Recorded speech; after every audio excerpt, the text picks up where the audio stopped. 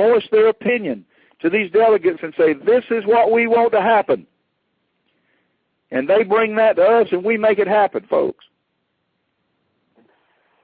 Now we have our federal is the wrong word, our national system, Republican system, is pretty much in place now. Now we're working on the states. The states will be in place soon, and we're going to be calling on some of you out there in the different regions to help us do that shortly, to finish that up. And then we're going to be starting to work on the counties, and that's where it's going to get really exciting. How many of you have studied the Corpus Juris Secundum 38A? How many of you have read the document where it says, Section 9A, where it says, 9G, I believe it's 9G, I'm sorry, but it's Section 9 that says that when the de jure government or de jure grand jury is in place, the de facto government no longer, or the de facto juries no longer exist. Do you know how powerful that is? Do you know what kind of legal standing or lawful standing that gives us? Once we get every state grand jury called into service, somebody's got a problem then, because no courts other than ours are legal anymore. That's why we talked to the justices last weekend, and we talked to them and asked them to get this document together, and you'll be receiving that document soon, calling your jury into service. Once that happens, you are the only lawful court. Your courts are the courts. The other ones can't even operate anymore by law. Now, does that mean they're going to go away? Well, not right away, they're not. But once we establish the rest of the pieces of this puzzle, in which we're putting them in place pretty rapidly here, we have the only lawful courts in this nation. If any court tries to or meddle in the lives of our people, they all of a sudden are breaking international law. They're violating the law, and our courts can do something about it. And this is where we're going, folks. This is the power of what we are doing. So I need you to come together like you never have. First of all, I need you to pray and ask for God to show us His will, and let's go in His direction, not ours. Second of all, I need you to come together and unite. I need you to start bringing people on and signing people up on this one-page declaration. But let them know that's just the start now. You got to study and learn these other documents and get them done. That's the responsibility that an American has. When you come into this republic, it's not a dole program anymore, folks. We have to take responsibility for our own selves now. Our actions are our responsibility. We can't blame it on somebody down the street anymore. We can't blame it on our situation because I was born poor. I got to go steal because I didn't have any money. I was born poor too. And instead of stealing, for some reason I felt like I had to get up and go to work in the morning because that's what I was taught to do. And I got up and went to work and earned my money so I didn't have to steal. We got to start instilling morals back into our country and to our nation. We got to put morals and about God back in our schools. We got to start teaching the people it's not okay to lie, cheat, and steal anymore.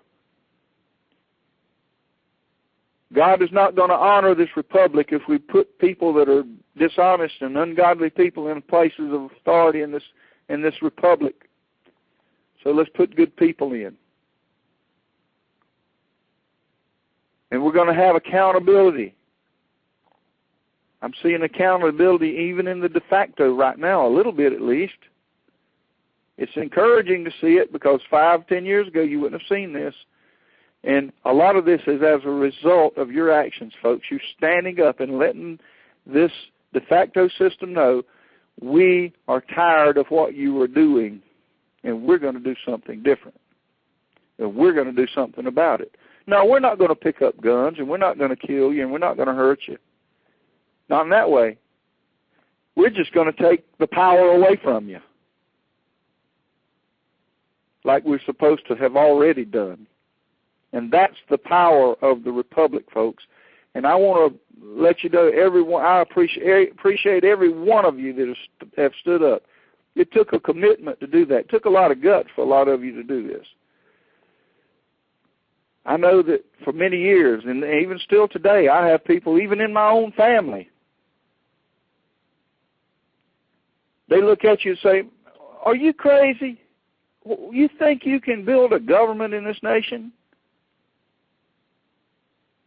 No, I can't do it, but God and all we the people can, and we have. We have built a government, folks. And we're here to stay. It's time for us to stand up and take our rightful place among the governments of the world, and that's what we're doing by putting the rest of these pieces in place. Now, I'm not going to run my mouth all night, but I just want to encourage you. I'm really excited about what I see happening. This thing is coming together. Finally, I can see it gelling, and it's starting to come together. There's been a lot of confusion, but and it's understandable. We started like a brand new thing from the ground up. And it's not easy to do that when you're dealing with thousands and thousands of people and about to be millions of people. And that's why those of you that stood up and helped us, now you're going to have to become leaders. You're going to have to understand all of these things that we've been teaching. You're going to have to come together and start telling your neighbor down the street, hey, I'm telling people are starting to ask questions.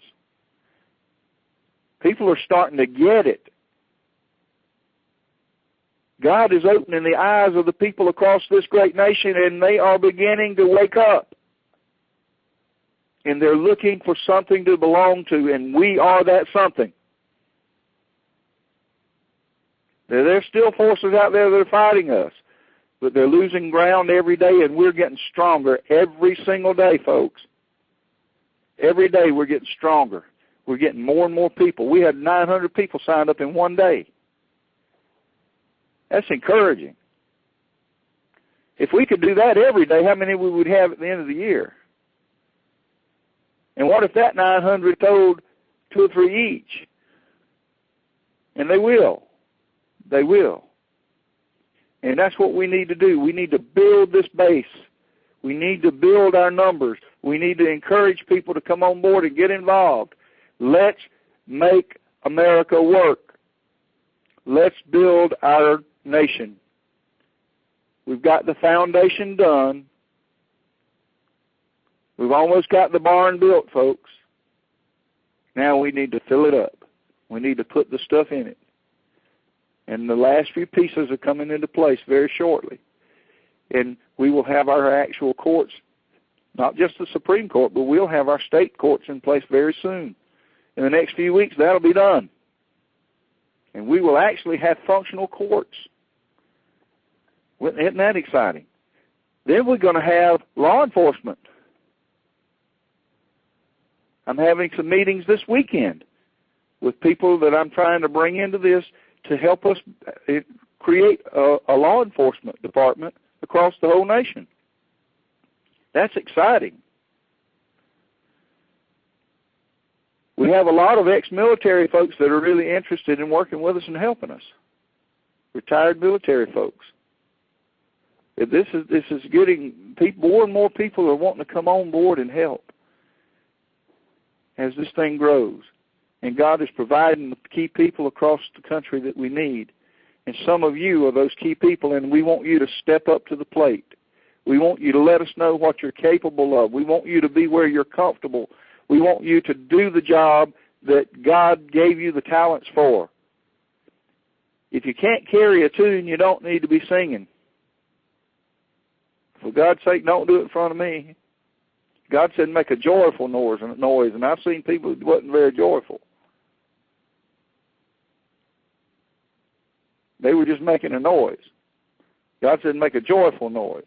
So if you can't sing, don't sing. But you might can play the piano instead, or the guitar, or some other instrument, but singing might not be your thing.